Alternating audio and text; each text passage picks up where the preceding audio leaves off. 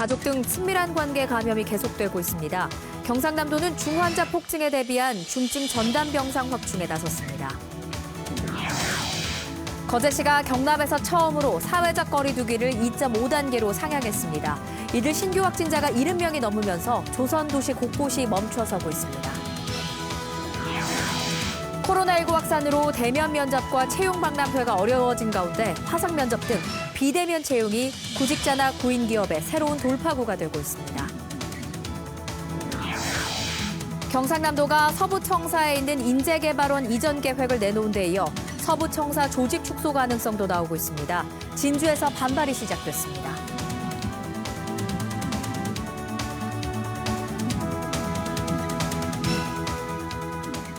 안녕하십니까. 7시 뉴스입니다.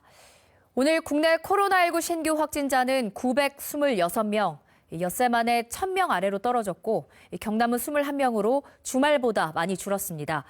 하지만 가족과 동료 등 친밀한 관계에서의 감염이 계속 이어지고 있습니다. 경상남도는 중환자가 늘 것에 대비해서 중증 전담병상 확충에 나섰습니다. 천연수 기자의 보도입니다. 스스로 운전해온 차 안에 앉아 검사받는 선별검사소입니다. 최근 나흘 동안 하루 평균 9,000명, 모두 3,600여 명이 검사받았습니다. 이 가운데 0.08%인 3명이 확진됐습니다. 확진율은 수도권의 3분의 1 정도, 조기 발견을 통한 추가 전파를 막았습니다. 입원 확진자 21명 가운데 4명이 스스로 선별검사소를 찾아 방역 차단의 모범 사례가 됐습니다. 양성 판정이 나오기 전이라도 사전에 접촉한 다른 지인이 있다면 선제적으로 검사 권유를 해주시기 바랍니다. 신규 확진자의 80%는 기존 확진자 접촉자입니다. 대부분 가족이나 직장 동료 등 친밀한 관계의 접촉입니다. 거제 6명 가운데 5명, 창원 4명 가운데 3명이 같은 경우입니다. 사천에서는 4명이 함께 식사를 했다가 하루 사이 3명이 차례로 확진됐습니다. 겨울철 실내 생활이 늘고 환기 횟수가 줄어들기 때문으로 분석됩니다. 현재 경남에 남아있는 일반 병상은 110개, 창원병원과 마산병원이 전담병원을 추가로 준비하고 있습니다.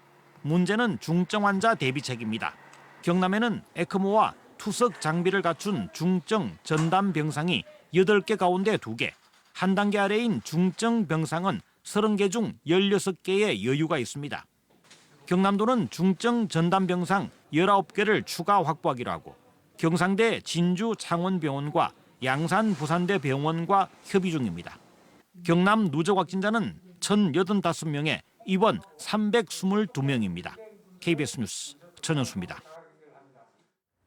조선도시 거제에선 이달 들어서만 확진자가 70명 넘게 나왔습니다. 대형 조선소를 시작으로 연쇄 감염이 잇따르자 거제시는 경남 18개 시군 가운데 가장 먼저 사회적 거리 두기를 2.5단계로 상향했습니다. 황재락 기자입니다. 확진자 발생으로 사흘 동안 문을 닫았던 거제 대우조선해양. 나흘 만에 조업을 재개했지만 방역 강화가 최우선입니다. 수고하십니다. 체온 측정하면 드릴게요. 확진자가 나오면 다시 작업장 문을 닫아야 하기 때문입니다. 연매출 10조 원 규모로 사흘 조업 중단으로 추정되는 손실은 수백억 원대. 대우와 삼성, 거제 지역 양대 조선소가 집단 감염병 발생으로 한시적으로 조업을 중단했던 것은 이번이 처음입니다. 대형 조선소를 시작으로 목욕탕과 스크린 골프장 등 새로운 연쇄 감염이 잇따르면서 거제 지역 확진자는 이달 들어서만 70명을 넘었습니다. 방역의 고비를 맞은 거제시는 경남에서 처음으로 사회적 거리 두기를 2.5단계로 상향했습니다.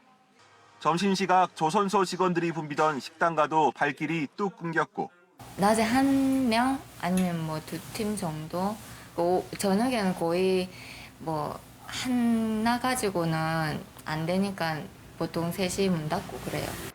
시내 거리 가게들도 손님 맞기가 어려워졌습니다. 아침부터 나와도 말수도 못 했습니다. 요 며칠 전에 어떻습니까? 계속.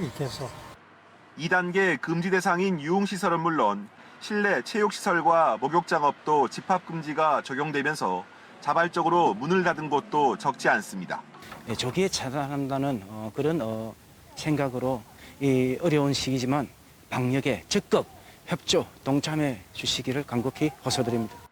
거제시는 행정명령을 어겨 감염된 사실이 확인되면 과태료 부과에 더해 방역 비용에 대한 구상권도 청구할 계획입니다. KBS 뉴스 황지락입니다. 경상남도 교육청이 코로나19 확진자 발생으로 일시 중단됐던 각 부서의 업무를 오늘부터 재개했습니다. 확진자의 접촉자로 분류돼 자가격리를 하고 있는 박종훈 교육감은 오늘 회의에 화상으로 참여했습니다. 박 교육감은 음성 판정을 받았지만 오는 28일 낮 12시까지 자가격리됩니다. 수도권에서 사회적 거리 두기 2.5단계를 시행한 지 2주일이 지났습니다만 큰 효과는 나타나지 않고 있습니다. 지난 한 주간 하루 평균 확진자의 70% 이상이 수도권에서 나왔습니다. 3차 대유행의 고비를 넘길 수 있느냐는 수도권 방역에 달렸습니다. 이지은 기자입니다. 수도권의 거리 두기가 2.5단계로 상향된 것은 지난 8일입니다. 강력한 거리 두기가 시행된 지 2주가 지났지만 확진자 수는 크게 줄어들지 않고 있습니다. 지난 한 주 동안 발생한 하루 평균 코로나19 확진자는 950여 명, 이 가운데 70% 이상이 수도권에서 발생했습니다. 특히 서울에서는 400명 안팎의 확진자가 계속 나오고 있습니다. 정부는 수도권의 확산세를 꺾어야 이번 3차 유행의 고비를 넘길 수 있다고 밝혔습니다. 우선 최근 감염 취약시설로 확인된 요양병원과 요양시설, 스키장 등에 대해서는 특단의 방역 대책이 필요하다고 밝혔습니다. 또 성탄절과 연말연시 기간 늘어나는 모임과 파티, 종교 행사 등에 대한 방역 관리도 강화하겠다고 말했습니다. 고강도 방역 대책으로 자영업자 등이 떠안고 있는 고통을 줄이기 위한 합리적 지원 대책도 검토할 계획입니다. 정부는 다만 사회적 거리 두기 단계 조정과 관련해선 마지막 카드가 되어야 한다며 신중한 입장을 보였습니다. 한편 정부는 최근 들어 3단계 격상 확정, 생필품 사재기 조짐 등 허위 정보가 빈번해지고 있다며 허위 정보 생산 유포 행위에 대해 법에 따라 엄정 대응하겠다고 강조했습니다. KBS 뉴스 이지은입니다. 전국의 위중증 환자도 증가세를 보이고 있습니다. 이들을 위한 병상 확보도 역시 중요한데 수도권 지역에는 중환자 치료 병상이 6개 남아있고 경남은 앞서 리포트에서 전해드린 대로 현재 18개 정도 여유가 있습니다. 우한솔 기자입니다. 중앙사고수습본부는 어제 기준 전국에 코로나19 중환자가 바로 입원할 수 있는 병상이 42개 남았다고 밝혔습니다. 이 가운데 확진자가 70% 이상 몰려있는 수도권에는 6개 남은 것으로 나타났습니다. 이는 하루 전보다는 3개 늘어난 수치지만 모두 서울에 있어 경기와 인천에는 없습니다. 다만 정부는 현재 권역별 공동 대응 체계에 따라 수도권 지역의 중환자 병상을 함께 활용하고 있습니다. 이 때문에 현재로서는 지역 상관없이 수도권의 중환자 병상을 확보하는 게 더 중요하다는 설명입니다. 하지만 그 밖에 대전, 충북, 충남, 전북, 전남, 경북 등 6개 시도에는 중환자 병상이 남지 않았습니다. 중증에서 상태가 나아지거나 중증으로 악화할 수 있는 환자를 치료하기 위한 준중환자 치료 병상도 전국에 95개 확보됐습니다. 어제 기준으로 사용할 수 있는 병상은 10개 남았는데 수도권에는 없습니다. 아울러 중등도 환자를 치료할 수 있는 감염병 전담 병상의 가동률은 72% 수준으로 1,500여 개 병상이 남아 있습니다. 또 경증, 무증상 환자를 치료하는 생활치료센터도 하루 새 2곳이 추가돼 5,500여 명이 더 입소할 수 있습니다. 위중증 환자가 증가세를 보이면서 정부는 병상 확보 계획을 추가로 밝혔습니다. 국립대병원과 민간 상급 종합병원에 허가 병상의 1% 이상을 중환자 전담 치료 병상으로 확보하도록 해 오는 26일까지 중환자 병상을 300여 개 확보한다는 겁니다. 또한 65세 이상 환자여도 기저질환이 없다면 의료진 판단에 따라 생활치료센터에 입소하도록 하는 등 병상 배정을 효율적으로 하겠다고도 덧붙였습니다. KBS 뉴스 우한솔입니다. 이렇게 코로나19가 기세를 떨쳐도 시내버스 기사, 사회복지사처럼 날마다 불특정 다수를 만나 일을 해야 하는 사람들이 있습니다. 누구보다 불안할 법도 한데 방역은 어떻게 하고 있을까요? 서윤덕 기자가 만났습니다. 30년째 시내버스 기사를 하고 있는 김형근 씨. 출근하자마자 체온부터 잽니다. 정상 체온입니다. 손도 소독합니다. 코로나19 이후 하루도 거르지 않았습니다. 운행할 때는 마스크를 꼭 착용합니다. 승객들이 잘 썼는지도 꼼꼼히 확인합니다. 마스크는 잘 착용하시죠? 예, 감사합니다. 시민의 발인 만큼 많은 사람이 타고 내리지만 불안하다고 쉴 수도 없습니다. 오히려 퇴근 뒤까지 방역 수칙을 지켜야 합니다. 쉴 때도 항상 저는 예방 수칙을 잘 지키거든요. 저로 인해서 많은 시민들, 많은 국민들이 감염이 되기 때문에 전북 지역 시내버스의 하루 평균 이용객은 13만 명 남짓. 다행히 시내버스와 관련된 감염 사례는 나오지 않고 있습니다. 경력 1년 반, 새내기 사회복지사 강민 씨가 복지관을 나섭니다. 차를 몰고 도착한 곳은 한 아파트. 장애가 있는 홀몸 어르신에게 김치를 전달하기 위해서입니다. 신안군 장애인종합복지관이에요? 네. 아유, 고마워요. 장애인 40명에게 2주마다 반찬을 건네는 일은 거리 두기를 3단계로 높인다 해도 그만둘 수 없습니다. 방역 수칙을 꼬박꼬박 지키는 이유입니다.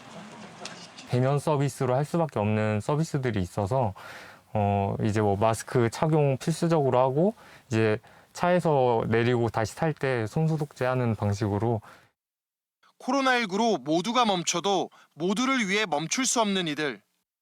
방역을 어떻게 하는지 묻자 이렇게 답했습니다. 특별한 것이 아니라 이제 사소한 실천에서 시작되는 것이라고 생각합니다. 손 씻기와 마스크만 잘 착용을 해주신다면은 머지않아 코로나는 극복되리라 생각을 합니다. KBS 뉴스 서윤덕입니다. 윤석열 검찰총장이 정직 2개월 처분에 불복해낸 집행정지 신청 사건의 신문기일이 내일 예정된 가운데 윤 총장 측은 추가 서면 제출을 준비하고 있습니다. 윤 총장 측 변호인은 KBS와의 통화에서 보충 설명이 필요한 부분이 있다면서 오늘 중으로 법원에 추가 서면을 제출할 계획이라고 밝혔습니다. 윤 총장 측은 추가 서면에서 징계위 절차의 위법성 등을 주장할 것으로 보입니다. 윤 총장은 내일 출석하지 않고 변호인만 참석할 예정입니다. 코로나19로 기업의 대면 면접이나 채용 박람회 진행도 멈춰섰습니다. 일자리를 찾는 사람도 직원을 구하는 중소업체들도 서로 어렵긴 마찬가지인 이 상황에 실시간 화상 면접을 하는 비대면 채용 박람회가 열렸습니다. 차주하 기자입니다. 고용노동부 양산지청 김해센터. 헤드셋을 낀 진행 요원들이 화상으로 구직자들과 인사를 나눕니다. 안녕하세요. 잘 들리세요? 온라인 대기실에 모인 구직자들이 안내 사항을 전달받습니다. 2시 되면 바로 시작되니까 조금만 기다려 주십시오. 김해 고용복지센터가 연 온라인 채용 박람회의 화상 면접실입니다. 온라인으로 미리 주고받은 기업 정보와 이력서를 토대로 지역 중소업체와 구직자가 만나는 겁니다. 제출하신 이력서를 보니까요. 네, 일을 많이 하셨던데. 비대면 채용 박람회에서 실시간 동시 화상 면접이 이루어진 건 경남에서 이번이 처음. 대부분 온라인으로 이력서나 동영상을 제출한 뒤 대면으로 최종 면접이 진행되었습니다. 이번 실시간 화상 면접에 참가한 구직자는 140여 명, 20대부터 50대까지 다양했습니다. 제 목소리가 잘 들리는지, 화면에는 얼굴이 잘 비치는지 확인을 해주셔서 그 부분에 있어서 도움이 많이 됐던 것 같아요. 표정도 보여서 만나지 못하지만 소통이 잘 되는 느낌이었어요. 실시간 화상 면접 시스템을 구축하지 못했던 중소업체들은 크게 반겼습니다. 업체 40곳이 이번 박람회를 통해 채용하기로 한 직원은 70여 명. 대면 면접을 통한 코로나 감염 위험 부담을 상호간에 줄일 수 있는 점이 매우 좋았고 채용 인원은 1명이었는데 2명을 채용하는 것으로 이제 우려를 하고 시작을 했는데 소질도 너무 좋았고요. 또 선생님들 표정 관리도 다 잘 보이고 비대면으로 먼저 면접을 보고 그다음 대면으로 진행할 것 같아요. 김해 고용복지센터는 내년에도 매달 비대면 채용 행사를 열 계획입니다. 오프라인상에 있는 채용 행사를 그대로 가상의 공간에 옮겨놨다고 보시면 되고요. 간단한 신청 절차를 거쳐서 손쉽게 아주 작은 규모의 업체일지라도 채용 박람회에 통해서 회사에 필요한 사람들을 뽑을 수 있다는 것. 비대면 면접을 활성화한 온라인 채용 박람회. 지역 중소기업체와 구직자에게 새로운 돌파구가 되고 있습니다. KBS 뉴스 차주아입니다. 경남 경제 이슈를 진단하는 경제전망대입니다. 코로나19 장기화로 어려움을 겪고 있는 지역 소상공인을 위해서 경남은행 등 B&K금융이 내년에도 착한 임대인 운동을 이어가기로 했습니다. 김대진 기자입니다. 경남은행과 부산은행, 저축은행 등 B&K금융 계열사들이 내년에도 착한 임대인 운동을 이어갑니다. B&K금융은 지역 소상공인들의 경영 안정을 돕기 위해 지난 3월부터 120여 개 기업을 대상으로 임대료 50%를 감면해 왔습니다. 코로나19 확산에 따라 내년에도 착한 임대인 운동을 12개월 연장해 임대료 50% 감면을 계속해 나가기로 했습니다. 밀양시가 오늘부터 오는 28일까지 온라인 채용 박람회를 엽니다. 구직자는 전용 홈페이지에서 희망하는 기업의 지원에 1차 서류 전형에 합격하면 휴대전화 어플을 통한 화상 면접에 참여할 수 있습니다. 이번 박람회에는 15개 기업이 참여해 80여 명을 채용할 계획입니다. 참여 기업에는 온라인 채용관 서비스와 화상 면접이 무료로 제공되고 구직자에게는 이력서 작성 등 온라인 취업 컨설팅이 지원됩니다. 경남의 취업자 수가 1년 전보다 2만 4천 명 줄었습니다. 동남지방통계청이 발표한 11월 경남 고용 동향을 보면 경남의 취업자 수는 174만 7천 명으로 1년 사이 2만 4천 명, 1.4% 줄었습니다. 업종별로는 도소매 음식 숙박업에서 3만 명, 8.4% 줄어 가장 많았고 제조업도 1만 9천 명, 4.6% 감소했습니다. 반면 건설업은 1만 8천 명, 19.2%가 늘어났습니다. 또 전달인 10월과 비교하면 전체 취업자 수는 1만 2천 명 증가해 다소 회복되는 추세를 보이지만 코로나19 확산으로 고용 통계는 변동폭을 가늠하기 힘든 상황이라는 분석이 나오고 있습니다. KBS 뉴스 김대진입니다.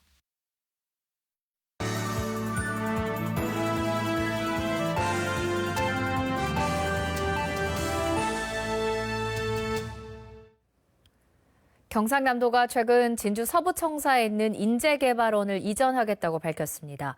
이에 진주에서는 반발의 목소리가 나오고 있습니다. 경남 서부권 소식 진주 스튜디오에서 안유리 아나운서가 전해드립니다. 네, 진주입니다. 경상남도가 서부청사 조직 개편에 대한 논의를 시작하겠다고 밝히자 진주 시의원들이 반발하고 나섰습니다. 진주 지역 시민단체들도 한 목소리를 내고 있습니다. 최진석 기자입니다. 지난 2015년 12월 경상남도 서부청사로 이전한 인재개발원. 옛 진주의료원의 구조가 남아있어 교육장소나 숙소로 쓰기에 적합하지 않다는 지적이 잇따르자 경상남도는 내년에 구체적인 이전 계획을 내놓겠다고 공식 발표했습니다.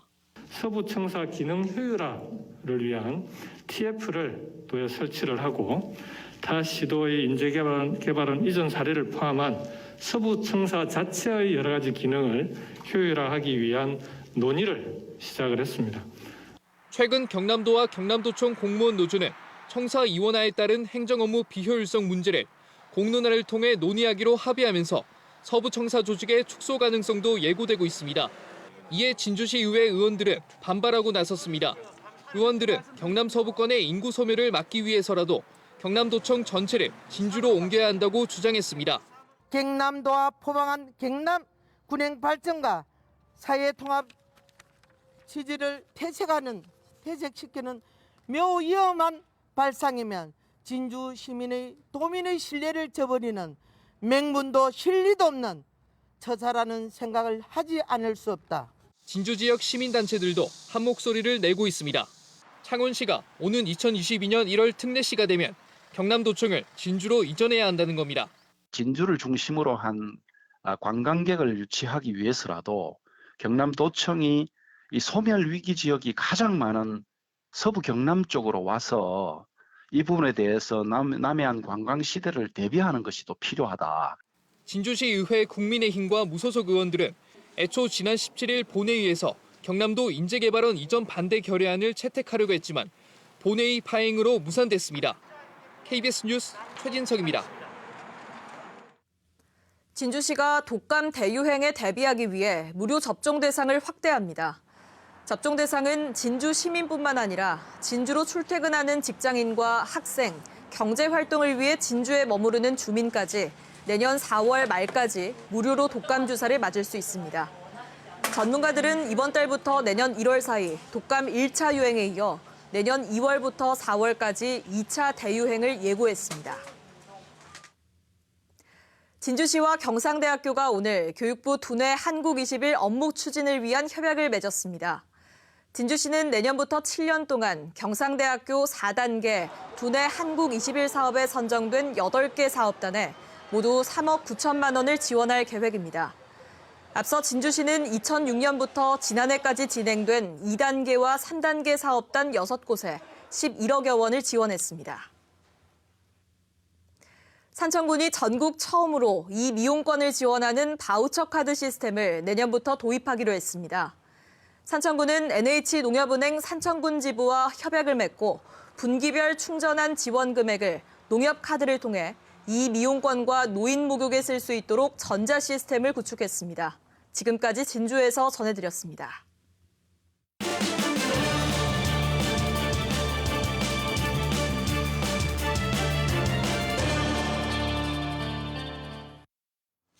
이어서 간추린 경남 소식 전해드립니다. 김경수 경남지사가 공공의료 확충을 위해 창원의 의대 설치와 경상대 의대의 정원 조정이 시급하다고 말했습니다.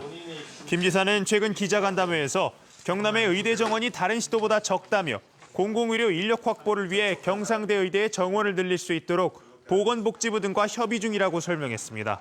또 창원의 의과대학이 필요하지만 공공의대 신설 문제와 정부 여러 부처의 조율 등이 필요하다며 확대되는 경상대 의대 정원을 창원에 활용하는 방안도 고려하고 있다고 말했습니다. 경상남도 약사회와 경남도 광역정신건강복지센터가 자살 방지와 생명 존중 문화 조성을 위한 생명사랑 약국 협약을 맺었습니다. 이번 협약으로 경남 지역 약국들은 약국을 찾은 자살 고위험군을 발굴할 때 즉시 살해자의 정보를 시군별 정신건강복지센터와 공유합니다. 또 위험 약물에 대한 관리를 강화하고 약사들을 대상으로 생명 지킴이 교육을 확대해 자살 예방 안전망을 구축합니다.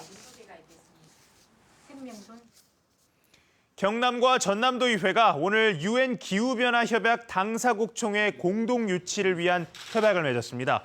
기후변화 총회는 190여 개국 2만여 명이 참여하는 국제회의로 오는 2023년 아시아 태평양권에서 열릴 예정입니다. 진주와 사천 등 경남 5개 시군과 전남은 지난해 유치추진위원회를 출범시키는 등 제주도, 인천 등과 유치 경쟁을 펼치고 있습니다. 창원형 복지 정책을 전문적으로 연구하기 위한 창원복지재단이 오늘 기념식을 열고 공식 출범했습니다.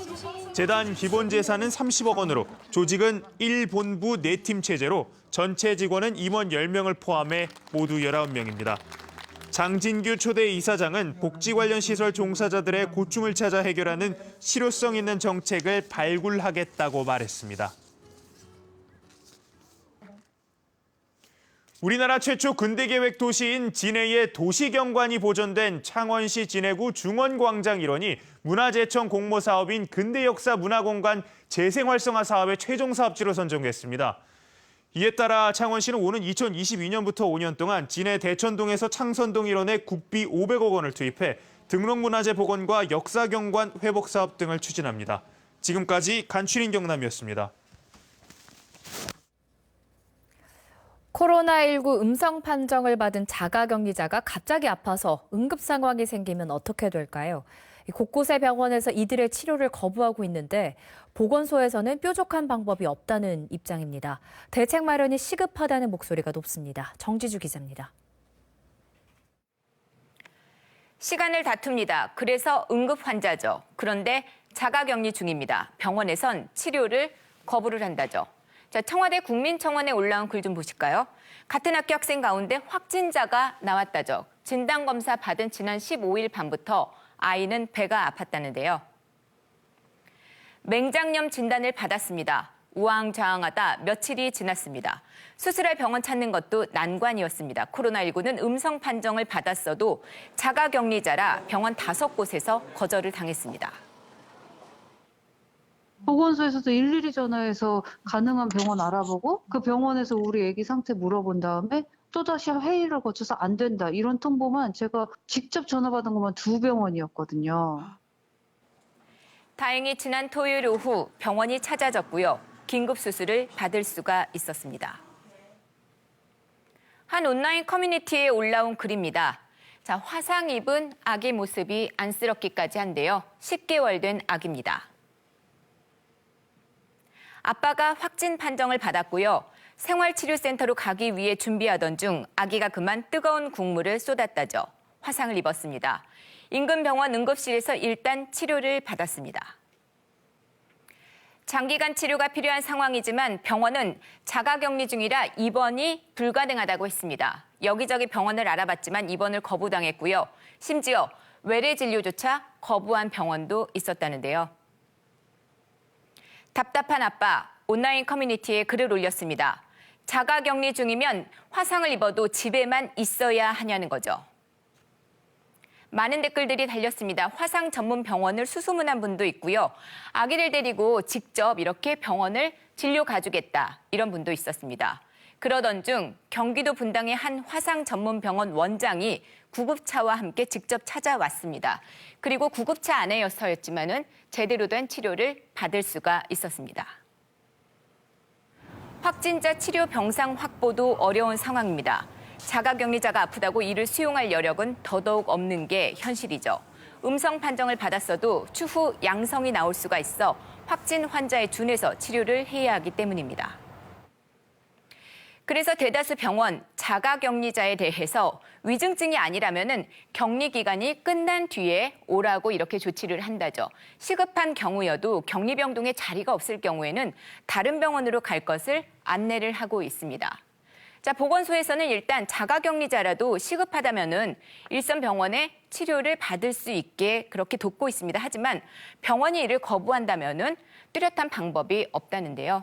자가격리 중이어도 임산부나 투석 또 화상 환자의 경우에는 그러니까 병원 진료가 필요한 특수한 경우에 대해서는 대책 마련이 절실하다는 목소리가 높습니다. 자가격리를 하고 있던 중에 응급 상황이 생겼을 때 그분들이 적절한 치료를 받지 못할 가능성이 지금 매우 높습니다. 자가격리가 된 사람들을 수용해줄 병원이라든지 보상책을 주고 각각의 민간병원들의 역할을 부여를 해줘야 돼요. 오늘 0시 기준으로 신규 확진자는 926명입니다. 확진자와 접촉한 자가격리자 역시 빠르게 늘고 있습니다. KBS 뉴스 정지주입니다.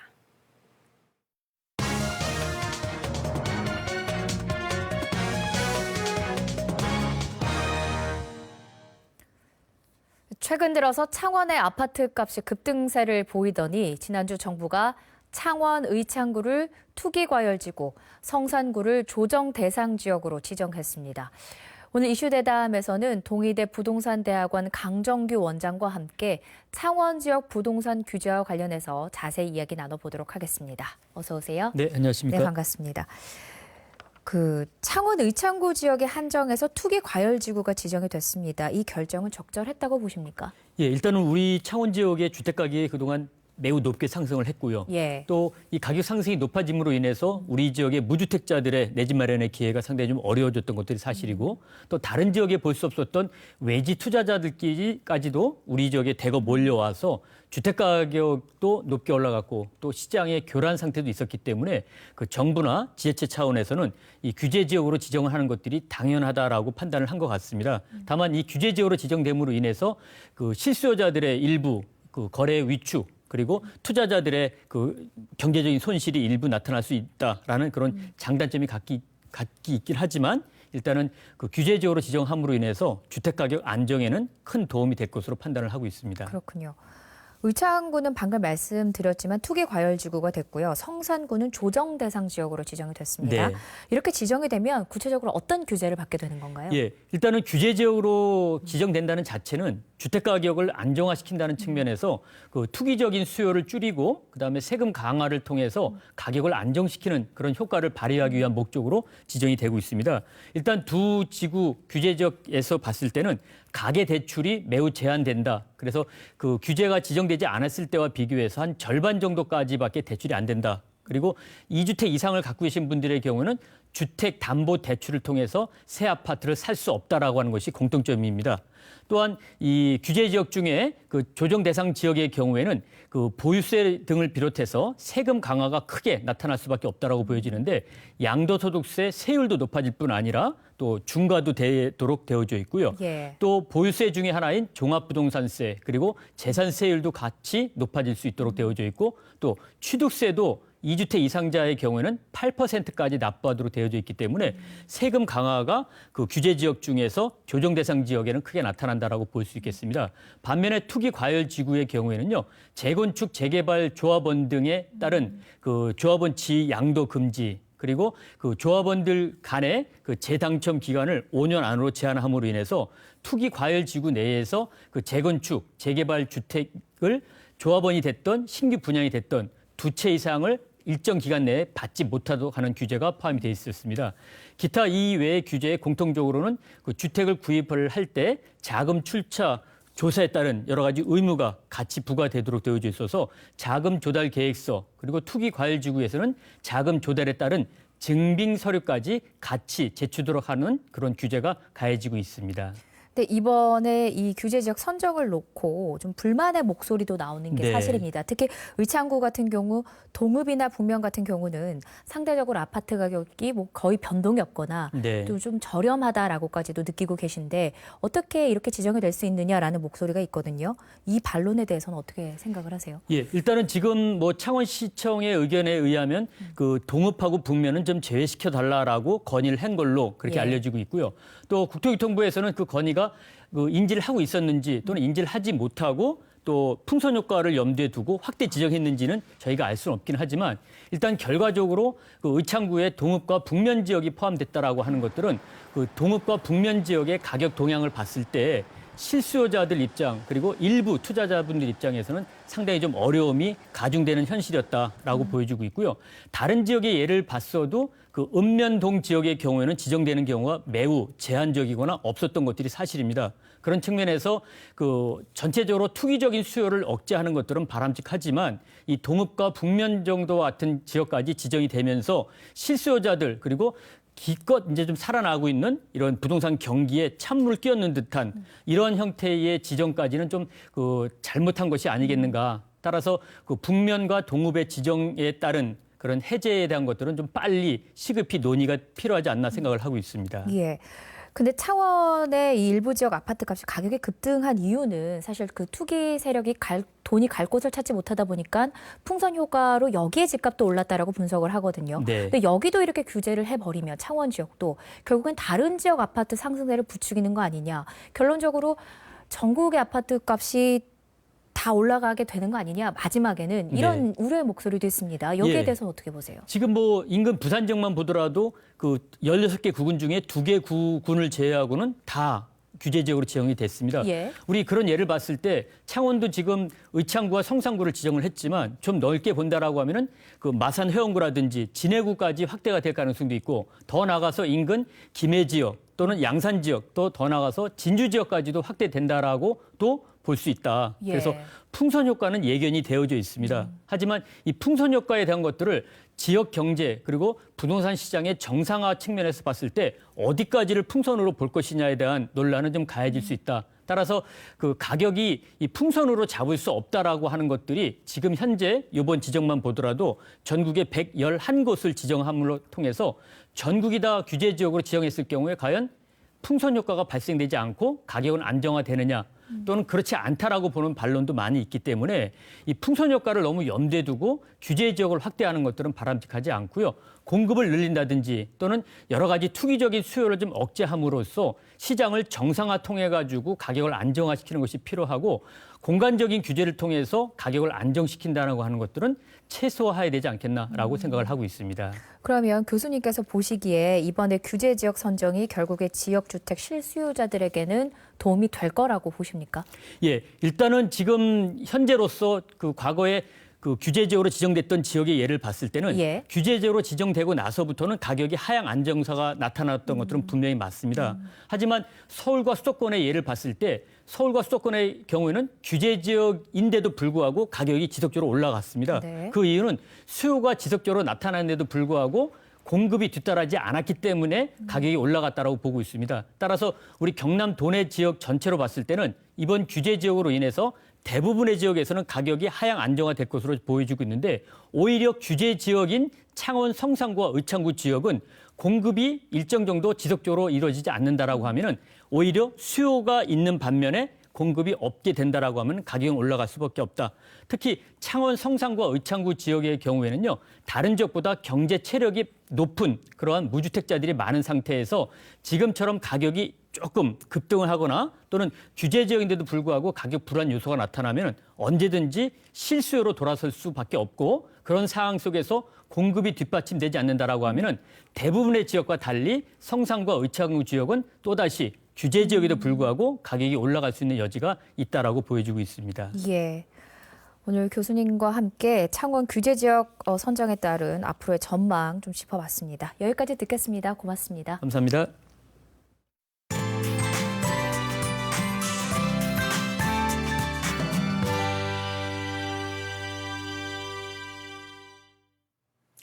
올해의 마지막 절기 동지인 오늘도 아침까진 강추위가 이어졌지만 낮부터는 추위가 좀 누그러졌습니다. 창원의 낮 기온이 6.4도까지 오르는 등 어제보다 2도가량 높은 기온을 보였는데요. 앞으로 당분간은 기온이 점점 더 올라 추위가 주춤하겠습니다. 내일은 창원의 낮 기온 9도, 모레는 10도로 예상됩니다. 오늘 서해상에서 습기를 머금은 공기가 유입되면서 건조함도 한결 나아졌습니다. 창원을 제외한 경남 전 지역에 건조주의보가 해제되는데요. 다만 이 습기 때문에 내일 새벽부터 아침 사이 내륙을 중심으로는 안개가 끼는 곳이 있겠습니다. 출근길 교통안전에 유의하시기 바랍니다. 현재 위성 영상 보시면 서쪽 지역을 중심으로 구름이 다소 지나고 있는데요. 밤사이 충청과 전북, 경남 서부 내륙으로는 빗방울이 떨어지거나 눈발이 날리는 곳도 있겠습니다. 내일은 새벽부터 아침 사이 강원 영서 북부로 1cm 안팎의 눈이 조금 내리겠고요. 이후로는 대체로 흐리다가 오후부터 전국이 맑아지겠습니다. 한편 오늘 날이 풀리면서 또다시 미세먼지가 유입됐는데요. 내일은 수도권과 충청, 호남과 대구 지역에서 미세먼지 농도가 나쁨 수준을 보이겠습니다. 내일 바다의 물결은 모든 해상에서 잔잔하게 일겠고요. 서해상으로는 비가 조금 내리겠습니다. 내일 우리 지역의 아침 기온은 함안이 영하 8도, 창원과 김해, 양산 영하 2도로 오늘보다 1도에서 3도가량 높게 출발합니다. 낮 기온도 9도 안팎으로 오늘보다 2, 3도가량 높겠습니다. 경남 서부 지역은 거창과 합천의 아침 기온 영하 5도로 출발하고요. 낮 기온은 진주와 사천, 하동과 남해가 10도까지 오르겠습니다. 모레 수요일까지는 대체로 맑은 날씨가 이어지다가 크리스마스 이브인 목요일에 비가 한 차례 내리겠고요. 비가 그친 뒤로 금요일부터는 또다시 날이 추워질 전망입니다. 기상정보였습니다. 우리 선조들은 예부터 동지를 태양이 부활하는 날이라고 믿고 오래된 어려움에서 벗어날 수 있다는 희망으로 새해에 쓸 복주머니를 만들었다고 합니다. 코로나19 속에 맞는 오늘 동짓날, 희망 놓지 마시고요. 저마다 마음의 복주머니 하나씩 만들면서 하루 마무리하셨으면 합니다. 오늘도 수고 많으셨습니다. 7시 뉴스 마칩니다. 고맙습니다.